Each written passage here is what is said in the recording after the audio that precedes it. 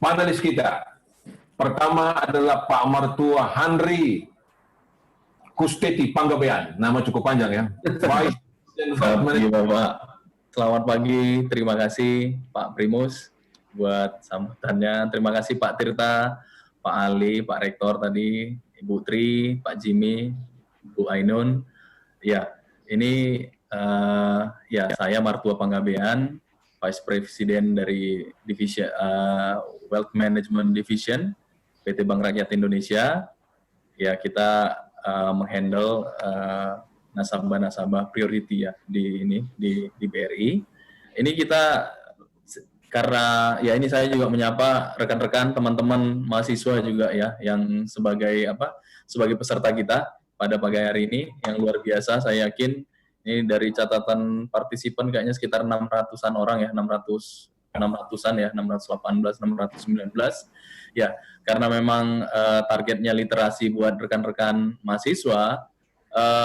Saya yakin kemungkinan besar teman-teman itu sudah sudah mendapat mata kuliah keuangan, dan nanti kita lihat ini sebenarnya lebih ke aplikasinya sebenarnya. Jadi rekan-rekan itu secara teori new normal tadi sudah disampaikan juga sedikit oleh Pak Rektor.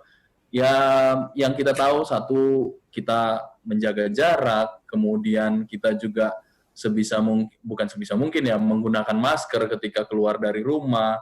Aktivitas sebisa mungkin kita lakukan kalau bisa dari rumah ya, artinya bekerja dari rumah sekarang. Kemudian banyak hal-hal ya seperti kita ini sekarang lah, kita tidak melakukan gathering atau perkumpulan dalam jumlah besar di satu tempat gitu. Bahkan ya acara kita hari ini itu adalah salah satu new normal yang baru. Seperti tadi disampaikan, harusnya acara ini kita lakukan di sekitaran bulan Maret, tapi ya karena ada kondisi dan akhirnya kita cari cara terbaik seperti hari ini. Sebenarnya dengan kondisi pandemi saat ini itu meningkatkan resiko bagi kita sebenarnya apabila kita bertransaksi menggunakan uang fisik gitu. Jadi sebisa mungkin kita bertransaksi lewat digital platform ya, jadi atau transaksi online. Nah, ini kira-kira kita mau sampaikan milenial dalam angka. Nah, ini kenapa kita ceritanya milenial, karena ini kita peserta sebagian besar, bukan sebagian besar ya, hampir seluruhnya malah itu adalah rekan-rekan mahasiswa yang saat ini disebut milenial. Apa sih fun fact-nya rekan-rekan milenial ini? Ya. Jadi sebenarnya untuk posisi saat ini 1 dari 3 penduduk Indonesia itu milenial. Artinya apa? Minimal sepertiga penduduk Indonesia itu sekarang dalam masa-masa produktifnya. Jadi kalau nggak salah kita memperkirakan sekitar tahun 2040, 2050, Indonesia itu sebenarnya dapat bonus demografi. Mungkin rekan-rekan sudah sering dengar ini ya, akan dapat bonus demografi karena memang grafik kita atau grafik demografi kita atau piramida demografi kita itu sebagian besar itu di usia produktif saat ini. Nah, usia produktif itu kemudian akan bertambah ya 20 tahun lagi. Nah, semuanya itu ada di tengah gitu loh, di usia produktif. Jadi sekitar 15-20 tahun lagi itu akan besar di tengah gitu loh. Atau membesar di tengah. Jadi berada di range usia 25 sampai 50 tahun. Jadi diprediksi kita akan menerima bonus demografi itu. Nah, jadi kalau disebut milenial itu saat ini saja itu sudah sepertiga dari penduduk Indonesia, 1 dari 3 penduduk Indonesia. Kemudian 8 dari 10, nah ini cukup tinggi ya, 8 dari 10 itu terkoneksi dengan internet. Jadi kita Bapak Ibu atau rekan-rekan milenial ini 8 dari 10 itu ya sudah sudah melek internet, nggak perlu diajarin lagi gitu. Jadi transaksi online segala macam itu sudah katam lah istilahnya gitu. Jadi sudah benar-benar mengerti. Jadi nggak ada lagi ini kayak gimana ya menggunakan smartphone-nya, udah nggak gitu lagi gitu. Jadi justru rekan-rekan milenial ini adalah gurunya sebenarnya kalau kita mau misalnya nih mau belajar online itu sebenarnya ke rekan-rekan milenial malah sebenarnya, karena memang cukup tinggi di range umur milenial inilah pengguna internet paling tinggi sebenarnya dibandingkan dengan range umur lainnya. Kemudian 23%, nah 22 ya kurang lebih 22% ya, hampir seperempat yang masih membaca surat kabar masih baca surat kabar. Artinya memang semua informasi itu sebagian besar diperoleh lewat online. seperti sekarang ya saya yakin perkuliahan pun sudah dilakukan dengan online. Jadi masih ada, tapi sudah sangat kecil jumlahnya yang masih membaca surat kabar. Dengan kondisi itu, coba kita lihat, kira-kira perilakunya seperti apa sih? Jadi memang benar-benar internet ini, jadi kemana-mana juga kan pasti nanyanya gitu. Ada wifi-nya nggak? Gitu. Jadi internet ini benar-benar menjadi salah satu menjadi salah satu kebutuhan pokok sekarang bagi rekan-rekan milenial itu. Gitu. Nah, yang kedua, mudah berpaling. Nah, ini yang memang harus coba nih, saya yakin lah ini mudah berpaling ke lain hati gitu. Jadi mudah berpaling ke lain hati ini salah satu tantangan sebenarnya. Kemudian, nah ini dompet tipis ini mungkin inilah ya tergantung orangnya lah ini. Tapi mungkin sebagian besar karena memang posisi kondisinya juga sih. Mungkin sebagian besar milenial mungkin belum bekerja atau bisa jadi posisi ini karena terlalu banyak spending tapi agak kurang savingnya gitu. Kemudian bisa apa aja, nah ini juga kehebatannya rekan-rekan milenial, jadi mereka adaptasinya cepat dan bisa melakukan apa saja dengan cepat belajarnya. Nah ini yang nomor 6 ini nih, yang lumayan berhubungan dengan nomor 3 sebenarnya, liburan kapan saja, di mana saja. Jadi teman-teman tuh memang ya kalau bisa, yaitu masalah spending tadi sebenarnya. Kemudian cuek, nah ini rekan-rekan milenial ini bisa dilihat dari posisi ya walaupun sebenarnya sudah agak meningkat ya, tapi agak-agak nggak peduli sama politik. Kemudian sharing gitu. Nomor 8 itu maka sharing society.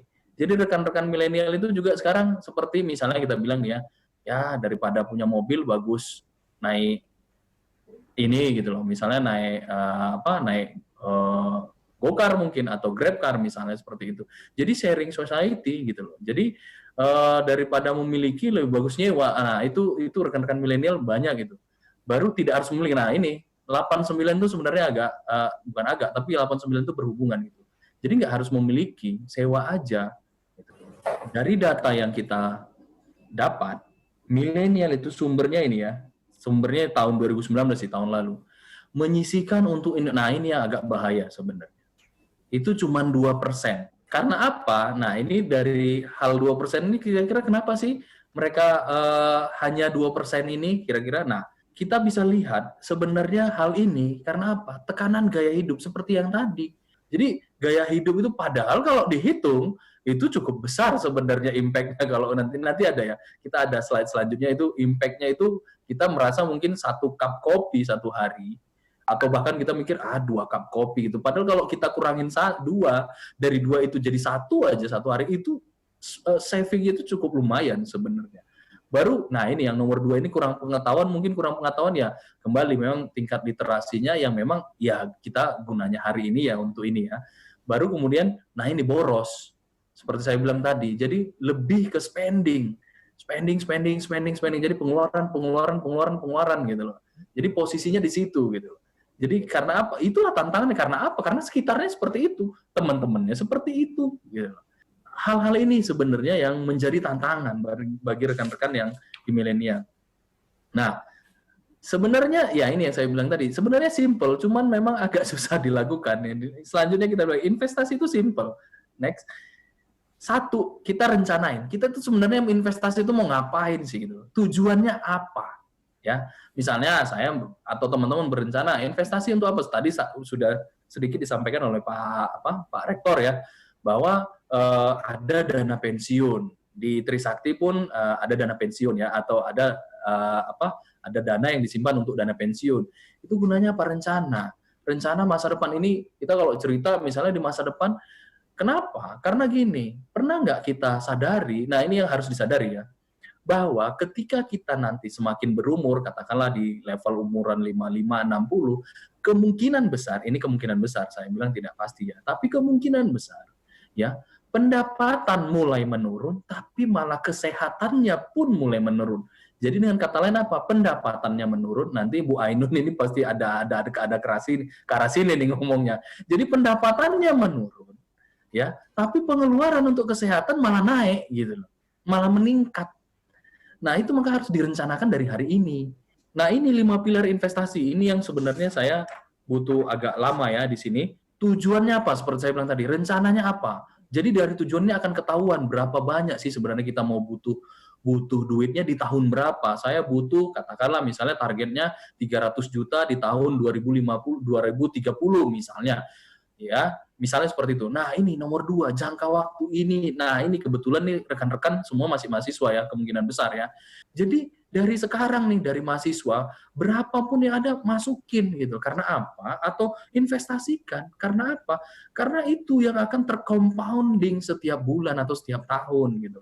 Nah, baru lihat juga profil resikonya seperti apa, Bapak Ibu yang orang yang jantungan atau ngelihat angka kayak kemarin kan IHSG udah turun sampai 30-an% atau 20 sampai 30% ya. Itu langsung kayak gitu, atau model orangnya ya nggak apa-apa lah, nanti kan memang jangka panjang, nggak apa-apa untuk 1 tahun ini turun, tapi tahun-tahun ke depan harapannya akan naik terus, misalnya seperti itu, ya nggak masalah. Tapi kalau memang profil resikonya yang tidak agresif, atau ya kalau Bapak Ibu tidak agresif ya bisa hanya ke deposito atau mungkin ke obligasi pemerintah misalnya seperti itu. Kemudian mengalokasikan. Nah, ini kan sudah sering lah ya kata-kata don't put all of your egg in one basket kan. Jadi alokasi, jangan di satu, misalnya kalau yang saham jangan satu saham aja, tapi harus terdiversifikasi. Kemudian review tentu saja seperti tadi, monitoring berkala, kira-kira berapa banyak, kira-kira mana nih saham ini memang layak masih disimpan apa tidak, misalnya seperti itu. Kemudian, nah ini cara lanjut, cara gampangnya sebenarnya ini sih, ini bukan pakem, ya. Tolong dilanjut slide-nya. Ini bukan pakem, tapi ini semacam apa ya istilahnya, semacam guideline saja. Kalau bisa dilakukan sangat bagus sekali. Jadi sebenarnya dari 100%, ini gampangnya 4321, gampang ngapalnya kan ya. Kenapa saya pilih ini ya, karena gampang ngapalnya sih sebenarnya. Tapi menurut saya ya cukup signifikan ya, 40% lah sebenarnya.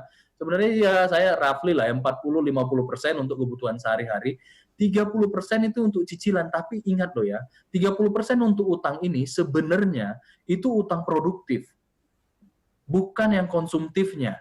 Ya kalaupun ada konsumtif sebaiknya tidak lebih dari 15%. Kalau ini dibagi dua nih ya, 30% ini sebaiknya lebih dari 15% itu harusnya produktif. Jadi apa? Misalnya yang beli rumah, jadi bukan untuk beli gadget, misalnya yang istilahnya tanda kutip nih nilainya akan habis gitu.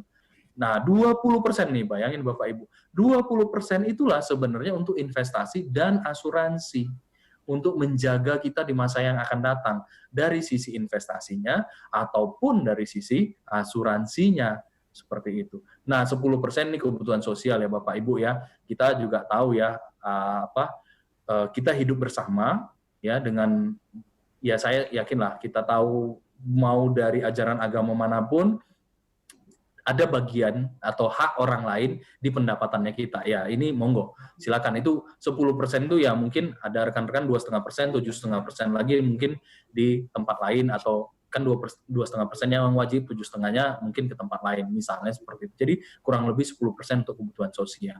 Ini lanjut aja. Nah, ini mimpi, kemudian cara mencapainya. Nah, ini sebenarnya value of money protection, kemudian future uncertainty sama pension plan. Ini sebenarnya kenapa kita berinvestasi. Kita melihat kondisi masa yang akan datang itu seperti apa. Kemudian kita memproteksi. Kenapa? Karena duit yang ditabung. Kenapa kita berinvestasi? Karena kita berharap hasil investasi itu lebih tinggi daripada inflasi. Kenapa? Karena inflasi akan menggerus nilai uang kita kan, gitu. Jadi kalau kita istilahnya menyimpan duit hasilnya kurang dari inflasi, ya itu sebenarnya kita menggerus nilai uang itu sendiri sebenarnya. Baru yang kedua ya future uncertainty. Saya sangat senang sekali tadi disampaikan mengenai dana darurat gitu loh. Ini saya sampaikan juga ya Bapak Ibu, sebenarnya kebutuhan dana darurat kita itu kurang lebih harusnya itu 6 sampai 12 kali pengeluaran kita setiap bulan. Jadi kita harus minimal 6 bulan ke depan kita sudah ada duitnya gitu loh, kita simpan. Kalau bisa setahun ke depan. Karena apa? Karena kita nggak pernah tahu, uncertain semua yang di masa yang akan datang. Dan COVID-19 ini mengajarin kita dan memberi pelajaran berharga bagi kenapa dana darurat itu dibutuhkan kan. Karena kita nggak pernah tahu gitu apa yang terjadi di masa yang akan datang. Jadi memang harus kita siapkan kurang lebih 6 sampai 12 kali sebenarnya. Jadi 6 bulan sampai 12 bulan kebutuhan kita ke masa yang akan datang. Gitu. Jadi kalau kita mau menyisihkan, nah itu akan lebih bagus sebenarnya. Nah, langsung aja ke slide terakhir, Mas. Nah, ini adalah produk kita yang tadi sudah disampaikan, mungkin tadi ada juga jam ke slide terakhir. Ini kita punya Brimo, ya. Jadi Bapak Ibu untuk bertransaksi online, kemudian, nah ini sekarang ini kan lagi ditawarkan nih, Ori 17, silakan Ori 17-nya, kalau mau beli di BRI, kita bisa melalui ISBN BRI. Kurang lebih seperti itu Pak Primus, terima kasih buat waktunya. Selamat siang, wassalamualaikum warahmatullahi wabarakatuh. Waalaikumsalam. Terima kasih Pak Martua.